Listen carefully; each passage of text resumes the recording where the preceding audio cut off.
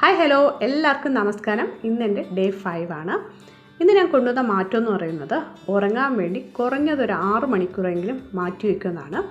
നമ്മൾ ഉറക്കവും നമ്മുടെ വെയിറ്റും അതുപോലെ മെൻ്റൽ ഹെൽത്തും തമ്മിൽ നല്ല കണക്ഷനുണ്ട്. നിങ്ങൾ ഇന്ന് നന്നായിട്ട് ഉറങ്ങിയില്ല എന്ന് വിചാരിക്കുക, നാളെ നിങ്ങൾക്ക് ഭയങ്കരമായിട്ടുള്ള ക്രേവിങ്സ് ഫീൽ ചെയ്യും. അതുപോലെ നമുക്ക് വെയിറ്റ് കുറയാത്ത പോലെയും ഫീൽ ചെയ്യും.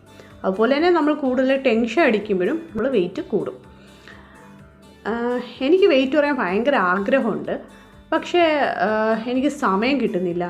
അല്ലെങ്കിൽ ഞാൻ ജോയിൻറ്റ് ഫാമിലിയാണ്, അതുകൊണ്ട് എനിക്ക് നേരത്തെ ഫുഡൊന്നും കഴിക്കാൻ പറ്റുന്നില്ല, അല്ലെങ്കിൽ അതിനനുസരിച്ച് എനിക്ക് ഡയറ്റിനുള്ള ഫുഡൊന്നും ഉണ്ടാക്കാൻ പറ്റുന്നില്ല എന്ന് പറയുന്നവരോട് നിങ്ങൾ ഒരു 8 മണിക്ക് ഡിന്നർ കഴിക്കാൻ ശ്രമിക്കുക. അടുത്ത ദിവസം നിങ്ങൾ രാവിലെ 8 മണി കഴിഞ്ഞിട്ട് ബ്രേക്ക്ഫാസ്റ്റ് കഴിക്കാൻ ശ്രമിക്കുക.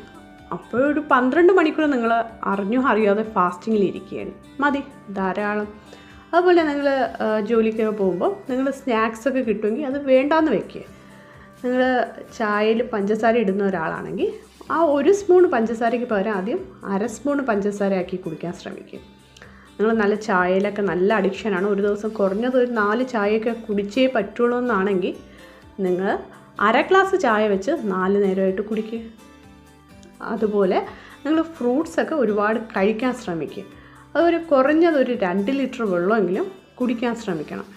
പിന്നെ പുറത്തൊക്കെ പോകുമ്പോൾ ഈ പാക്കറ്റ് ജ്യൂസൊക്കെ ഒഴിവാക്കുക. നിങ്ങൾ ഫ്രഷ് ജ്യൂസ് ഓർഡർ ചെയ്താലും വിത്തൗട്ട് ഷുഗർ എന്ന് പറഞ്ഞ് വാങ്ങിച്ച് കുടിക്കുക. അതുപോലെ ഐസ്ക്രീംസ്, കേക്ക്സൊക്കെ വേണ്ടാന്ന് വയ്ക്കാനുള്ളൊരു മനസ്സ് കാണിക്കുക. അങ്ങനെയൊക്കെ നമ്മൾ ചെറിയ കാര്യങ്ങളായിരിക്കാം, അങ്ങനെയൊക്കെ നമ്മൾ ശ്രദ്ധിക്കുകയാണെങ്കിൽ നമുക്ക് നല്ലൊരു റിസൾട്ട് കിട്ടും. അതുപോലെ വീക്കെൻഡ് ഒക്കെ ഉറപ്പായിട്ട് എനിക്ക് പുറത്തുനിന്നേ ഫുഡ് കഴിച്ച് പറ്റുള്ളൂ എന്നുള്ളവരാണെങ്കിൽ നിങ്ങൾ തന്നെ ആലോചിച്ച് നോക്കിയേ, ഒരു മാസം എത്ര വീക്കെൻഡ് ഉണ്ട്?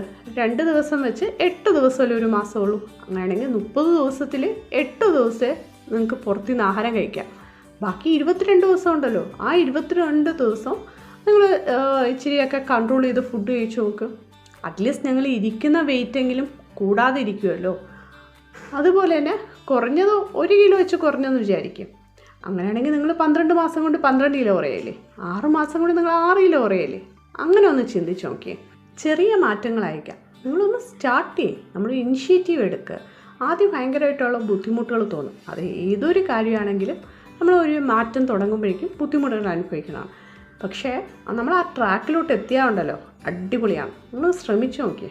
അപ്പം നമുക്ക് നാളെ കാണാം.